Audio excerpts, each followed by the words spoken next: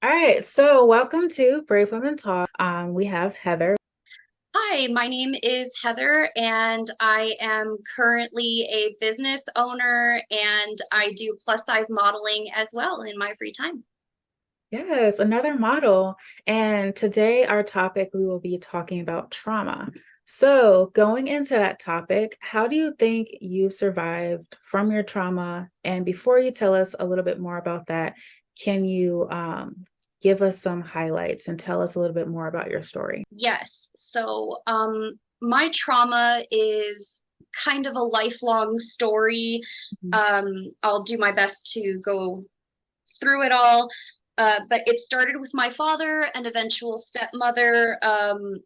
I was aware of the abuse and shielded from it for the first several years of my life, up to the age about 7. I wasn't receiving full narcissistic abuse, but that's just because I was a child and I was also trying to like keep quiet and like remove myself to not like create more of the problem. But this is also when neglect starts to come in as well. I was the youngest of 3 sisters and often the afterthought because my parents were, I don't know, done by the time I came along. Yeah. uh, I was always as compliant as possible. And it started as I started going through growth and stages and milestones. That's when I started to really receive the full brunt of narcissistic abuse from my father and then stepmother.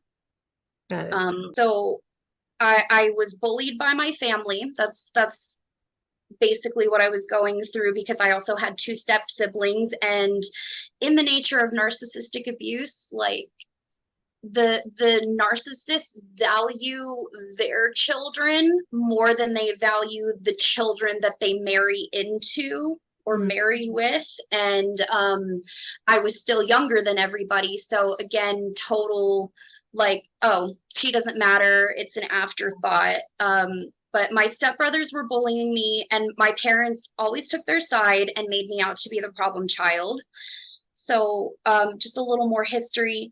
My biological sisters experienced their own trauma by this point, and they were old enough to be independent of this and had to start caring for themselves. My biological mother was considered to be mentally incapacitated, and it got worse after she developed some PTSD, and that also is similar to the disability that I have now. They all had their own battles to fight. And after a while, I feel like I just kind of got lost. Like they Mm. really didn't want anything to do with me.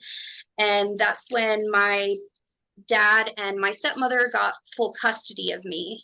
I could write several novels about this, but in short, I was trash and undesirable compared to my step siblings. One of them showed porn to me and touched me inappropriately by the age of 7. And right around the same time, the other one almost drowned me in a pool right in front of my parents. And as I'm coming up and choking and gasping for air, my stepmother yells at me to stop being so dramatic. He's just playing with me. So, and before any of this, while I was still living with my biological mother, I had been molested at least once by the age of 6 by one of my sister's friends, I assume, because that's the only other people that were coming into the house at the time. And around 4 or 5, I remember being touched inappropriately while my sisters were out or somewhere with friends, and they left this one person behind, and they were touching me inappropriately and kissing me, like French kissing me, at the age of 4 in my mom's bedroom. Wow. So that was just that. But from that point on, every major event in my life was sort of ruined, and I was made to believe that I had done it to myself. And I started to be further isolated from support system, and the narcissistic abuse gradually became normalized. Um, I was essentially the worst thing to ever happen to my father and my stepmother and my step siblings. And I was never good enough. I was an ingrate. I was a slave, a wall for objects to be thrown at. I was an object that was only there for their egos and their desires.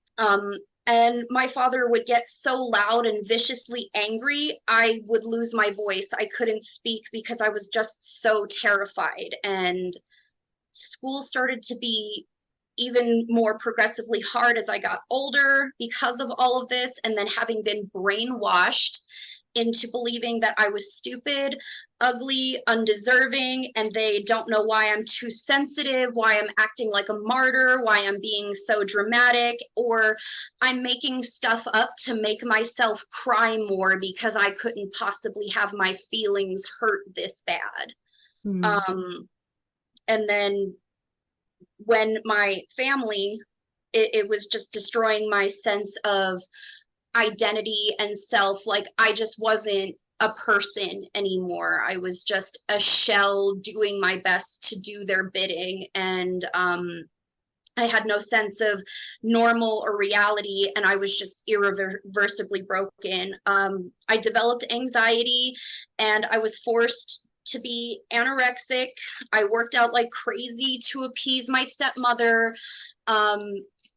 When I wasn't losing the weight because I was starving and working out so much and living off of coffee, she would scream at me to stop eating.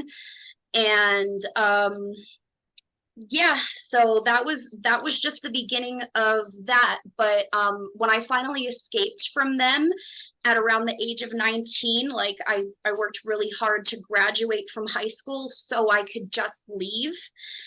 And I knew I was going to be okay at that point. I knew I had a lot of things to process, and things that I had been through were intense and unreasonable beyond all measure. But that's when I met a the narcissist that would change the rest of that forever.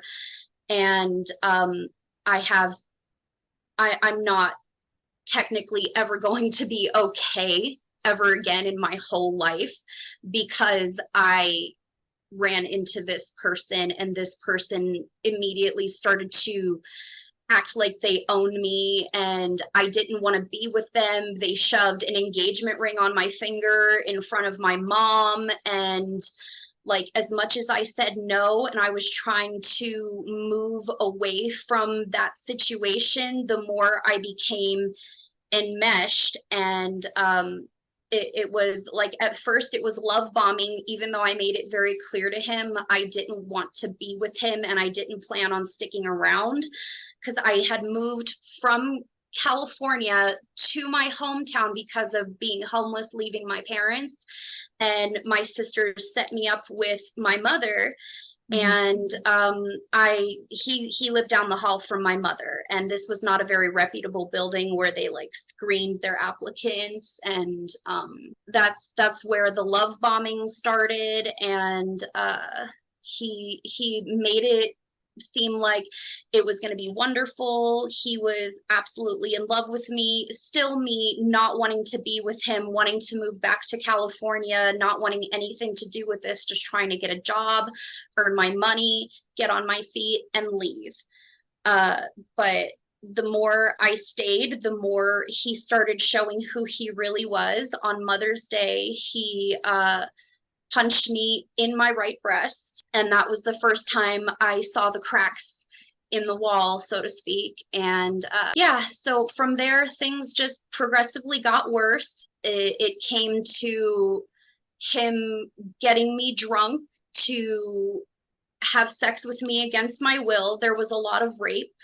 There was a lot of him making stuff up to tell our friends that we had together that I looked crazy, to show them that I was crazy. And I mean, in the end, they saw who he was. But He was stalking me at work. I literally couldn't get a moment alone. He would starve me, and basically anything he could do to keep me further compliant and under his thumb. And if I wasn't at work, I had to come home. I wasn't allowed a moment to rest. I wasn't allowed to eat. Not that he financially abused me as well. In every way a person could be abused, this man did that. And I would come home every day, and if I didn't immediately take all of my clothes off and go into the bedroom, it was hours of arguing and pushing me and keeping me trapped in my room. And there was even a time where he slammed me to the floor in our kitchen and put his hand over my mouth while I'm screaming just to get some air. Just, hand right here. And he was 6'2". I wasn't that strong at that point, and I was very weak because of the starvation and the brainwashing. And it was just a struggle to get up, and I was there. It felt like forever.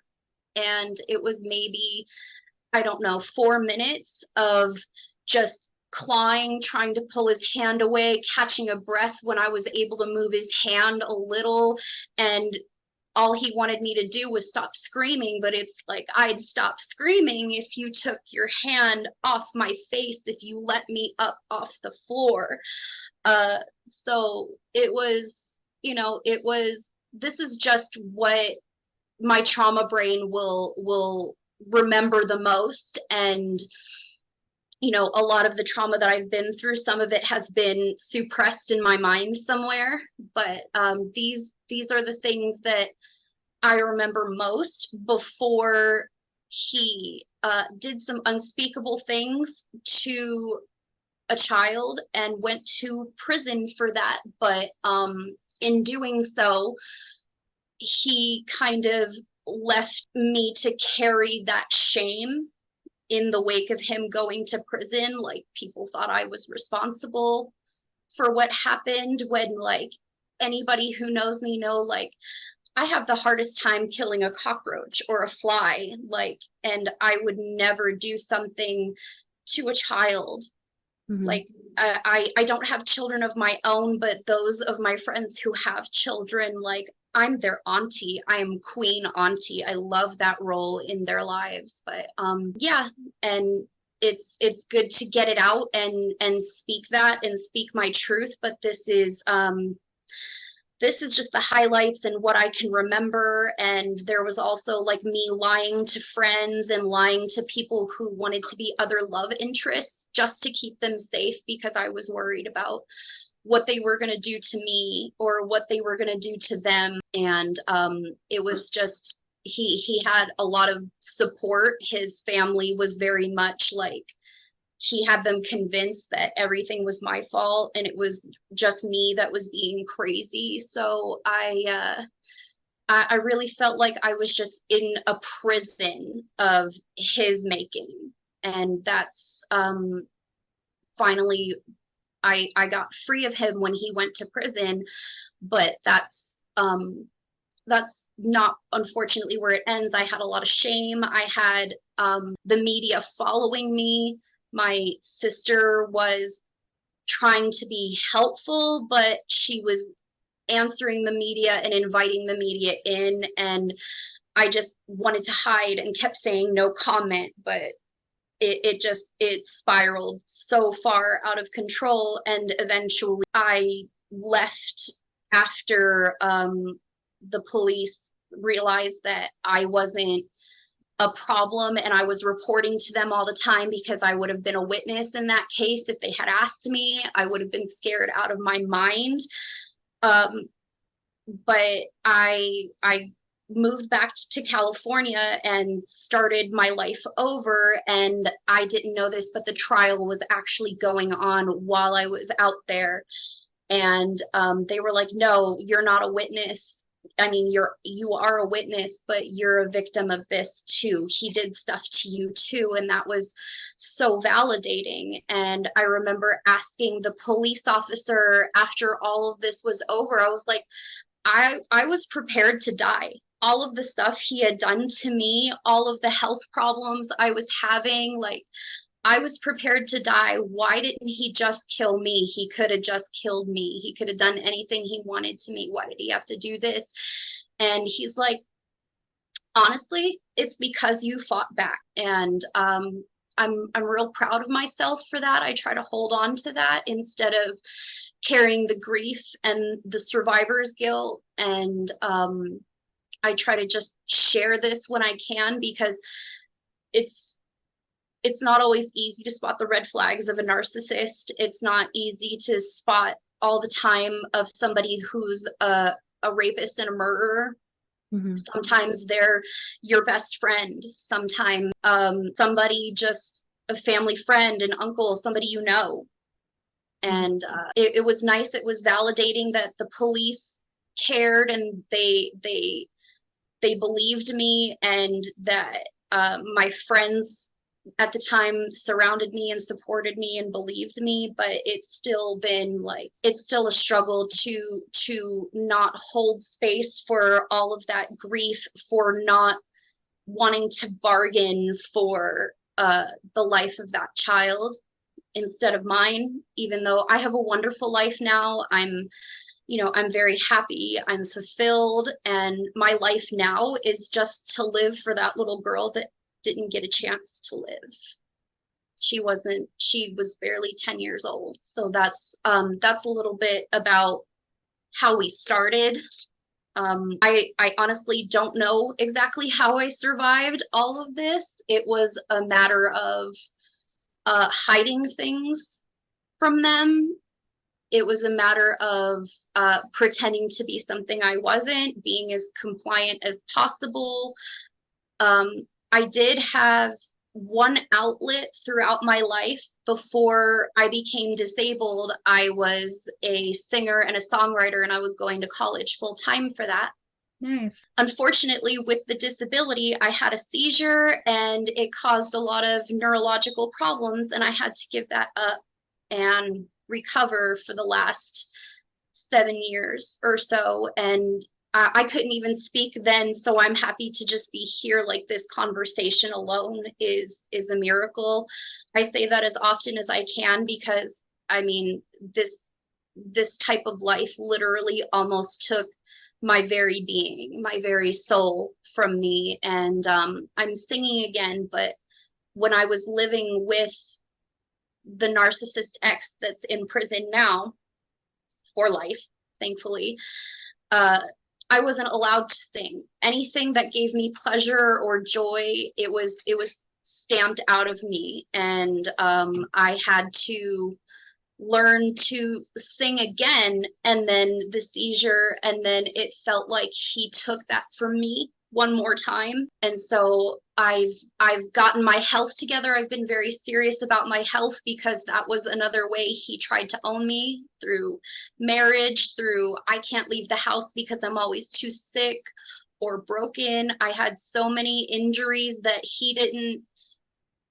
necessarily like give to me, but he made certain that I would have, so that way I would stay compliant and obedient to him. And I'm grateful for where I'm at, but I definitely would like to get singing back on my plate at some point in the future. But I'm still going very slow, because I still suffer from a little short-term memory loss. I'm not allowed to work, even though I do like to model.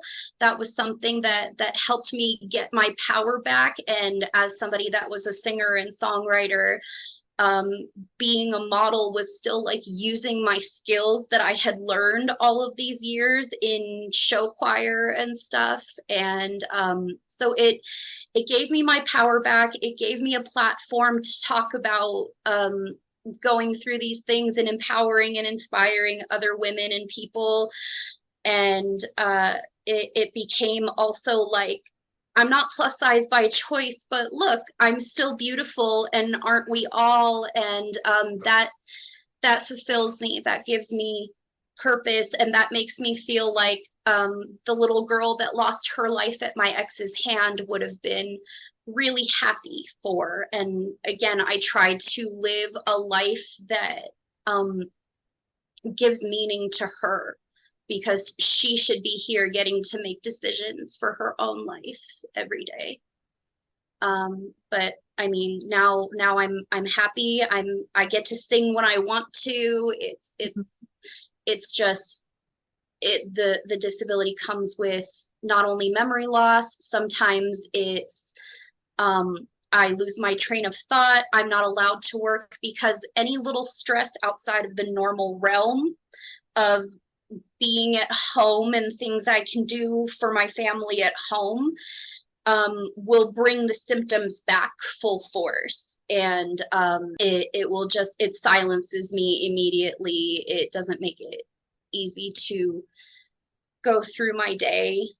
So I have to be really careful who I let in, what I let in, what I choose to do. And modeling seemed peaceful enough without having to always use my voice, or if I could, it's like scripted, or something I could practice, so that way my neurological connections in my brain wouldn't give me mush mouth or help me lose my train of thought if I got a little nervous or whatever. And yeah, technically I'm still not supposed to be working, but I've never not worked, and I was always a highly motivated individual, and modeling fills that for me. And it can come with some singing and some acting too, so um, that's how I feel like I've survived and tried to thrive up until this point, is just trying to keep everything positive, be a light,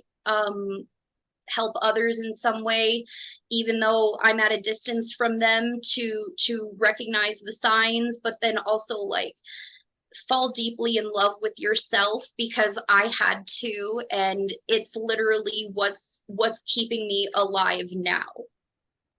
Yeah. I know that was a lot, but It thank you for letting wasn't. me go through that. I really appreciate you sharing your story. And before, like I say anything else, like it totally wasn't your fault. You're not stupid. You're Right. And not that's what I want crazy. somebody to know, is it's Yeah. not your fault. You are not, like, narcissists go after people who are confident, ambitious, loving, empathetic individuals.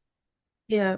And for those who don't know, do you want to tell them what a narcissist is? Yes, in fact, I'll look it up really quick because I love the definition that that Google has for the narcissist, because I've had to look it up and show people so many times. And it's because it's one of those things that's like generational in my family. So it's helped me bring other family members to the realization, like, you're not the problem, it's this person doing this. So narcissistic personality disorder is a disorder in which a person has an inflated sense of self-importance. It is found in more commonly in men, and it's let me get a little deeper here. So it includes thinking very highly of oneself, needing admiration, believing others are inferior, and lacking empathy for others. And it comes with a sense of intense control, and even if you were like the most obedient, the most compliant, it still wouldn't be enough. Yeah. They think the world revolves around them and it doesn't. Right. Yeah. But yeah, so I was definitely saying like you told me a lot about what people think about you. Like I definitely didn't want you to go through this, but I know you are a part of Christian Models Association. So like God has used your story to be a testimony to others. Absolutely. And Like, I fully believe that. Yes. yes, like And he's made that's you why I'm stronger. Yes, he's made you passionate. more resilient. Like he's done this for you, for others who don't have a voice. He's Right. giving you a voice for others who don't know how to speak up for themselves, who And can that's probably, all I want to do, because as much as I've been through, and I don't know how I'm still alive, but like I don't want anybody to have to go through this and be at a place like where I'm at now, where I'm not allowed to get any sort of major stress. Like you can't, no normal person can go out into the world and live their life that way. Like, you know, life is stressful sometimes, but I do thank God every day, because I wouldn't be here without the fighting spirit he gave me and the resilience that I have. I wouldn't wish this on anyone. It took me a lifetime to get to this point, and I would never want that for any woman ever. We're all too good for that. exactly. So before we end, because we are definitely going to do a part two, because there's so Okay. much to unwrap Yeah. from this. Is there any advice that you would have for any other survivors or anyone that's gone through anything that you've gone through from, I think, 4 years old to up until this point? Disability, trauma. It's not your fault. You are not crazy. You are not alone. You know, do what you have to do to get out of there. Don't tell the narcissist or whoever your abuser is, don't tell them you're leaving. Yeah. Just leave, because if you tell them that you're leaving, there's a good chance that they will hurt you worse, maybe even kill you.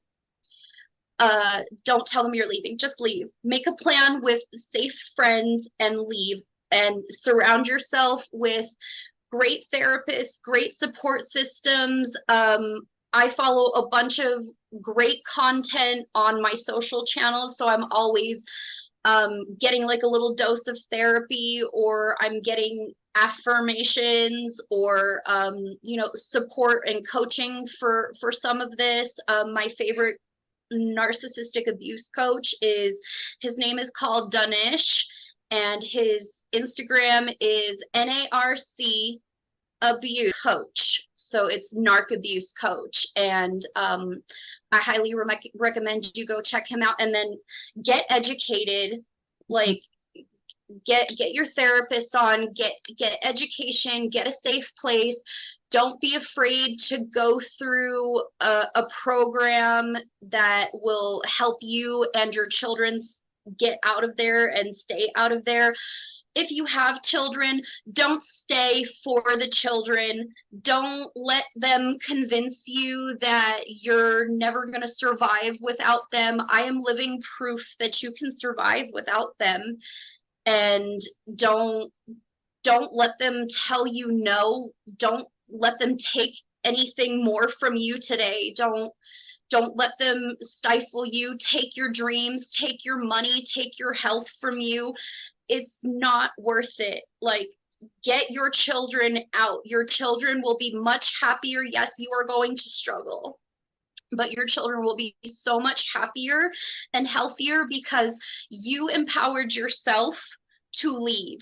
And it's not going to be perfect, but they are going to have a happier life because you empowered yourself, and they're going to learn how to recognize the signs and not get through that. Surround yourself with great people who understand that you can be 1,010% vulnerable with, and they will reciprocate your empathy and your emotions and your needs. And just get yourself to a safe place, process these emotions, and when you are done going through all of this work, getting back on your feet, share with anyone who will listen, because I hid it really well because I had to. My whole life I hid it so well because I had to.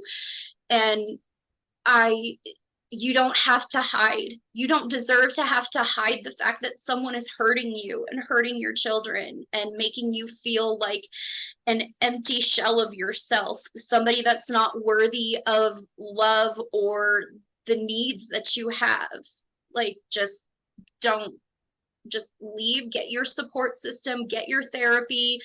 I went through cerebral.com. I found a great therapist through there. Like get all the resources, learn the terms so that way you and your friends can recognize the red flags and the symptoms of somebody who has an abusive personality disorder.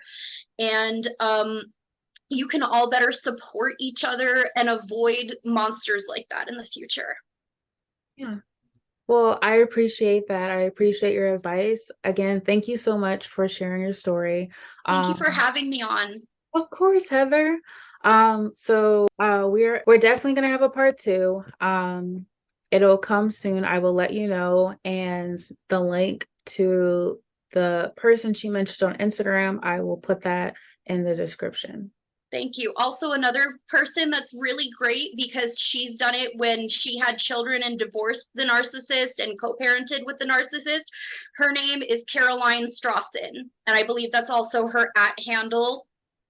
Just Yes. look her up and she'll be there. She's a beautiful blonde woman and she's got a wealth of information. She also has a free Facebook support group for people who have been victims of narcissistic abuse who are now survivors or who are trying to move from victim to survivor. Awesome.